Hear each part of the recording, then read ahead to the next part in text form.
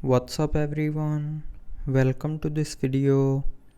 In this video I will show you how to fix the screenshots not working issue on your Redmi cell phones.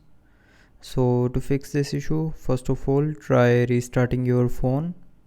So to restart, press and hold on the power button and then swipe this white circle downward, and when this circle gets green you can release your finger to restart your phone.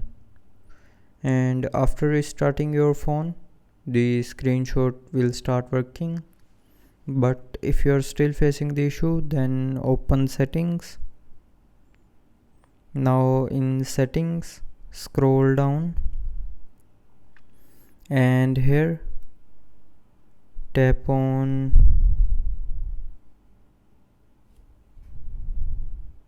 additional settings. Now in additional settings, tap on gesture shortcuts and here tap on take screenshot. Now from here turn on these alternative ways to take screenshot. Now you can slide three fingers downward to take a screenshot like this, and you can also tap and hold the volume down and power button to take screenshot.